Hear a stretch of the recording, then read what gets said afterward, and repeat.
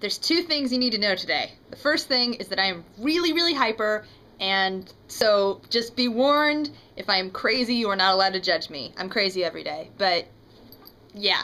Second thing is, I really did read Comedy of Errors. I swear on whatever gods you may or may not believe in, I did, and I filmed a vlog, and then my computer was a jerk and decided that it needed to make the sound go all wonky, and I don't know how to fix it. So I'm gonna try to fix it, but that's why there wasn't a vlog on Friday, and I really did read Comedy of Errors, I swear.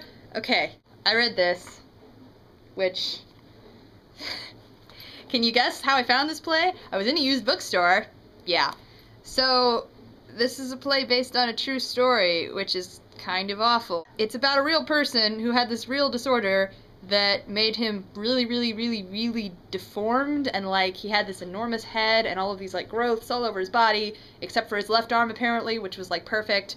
Don't know why, but I don't know if that's true. Maybe he just made that up. I don't know. I don't know. Beware of the crazy. Beware. This is completely my opinion and not related to the quality of this play or anything, because the writing is really good and I really liked it, but I have this thing sometimes where I'll be reading something and I'll come to the end of a chapter or a scene or whatever and I'll be going, oh wow, this is really good, and I turn the page and I see this and it's like, oh crud, that's the end? That can't be the end, where's the rest of it? But that really is the end, and that's happened with this play. I feel like there's no the end, you know, like it just sort of stops. In order to explain this better, I'm going to pull out my 1 year of college training thus far and explain very quickly Aristotle's Poetics. Aristotle was a guy who you've probably heard of. I hope you have. If you haven't, please go educate yourself. Aristotle, among other things, obviously took a bunch of the shows that had won theater festivals in Greece and looked at them all and decided what he thought they had in common. Aristotle's Poetics are the 6 elements that make up a play, in his mind. So, I'm not going to go through all of them in detail today. I'll probably use others at different points. But the 6 elements, in order of Aristotle's alleged importance, are plot, character, thought or theme, language, music, spectacle. The one I want to talk about today is thought or theme, which is pretty self-explanatory. It's the overall idea or theme of the show.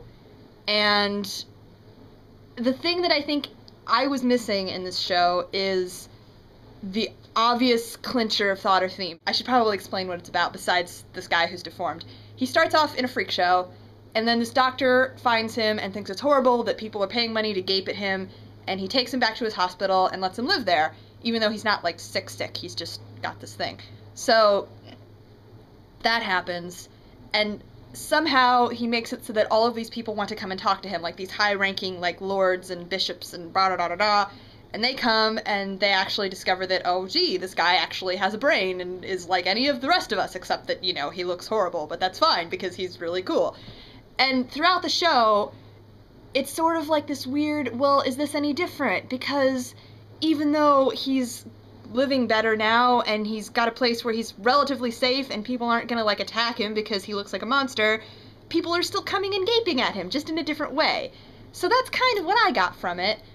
But it didn't really hit that home at the end, which I feel like when you've got a show that is so wrapped up in its thought or theme as this is, you really need something at the end to, like, It did do a really good job of making all of the characters ambiguous, by which I mean no one is completely good or bad. There's this one woman who I just wanted to strangle, who he brings in at the very beginning, and he's like, okay, I've tried to talk to all of these women to help me take care of him, and none of them have been able to stand the side of him, but you say you've worked with people who are hideous, so you'll be fine, right? And she goes, oh yeah, don't worry, it's fine. And he brings her in and she goes, oh my god, what is that thing? And runs for the door, and I'm just like, you stupid stereotype. Most of the characters are much more three-dimensional than that. Three-dimensional? Two-dimensional? They aren't one-dimensional? I don't know. I don't know anything right now. Don't ask me. I don't know. What am I doing with my life? So there's this woman, Mrs. Kendall, not the annoying woman who ran for the door.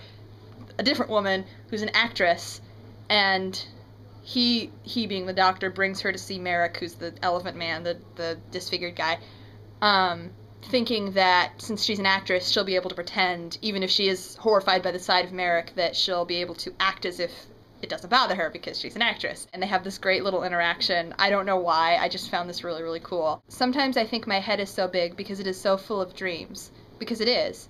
Do you know what happens when dreams cannot get out? Why, no. I don't either. Something must. That's all. Thank you for putting up with the crazy. I'm gonna go edit this now. Bye-bye.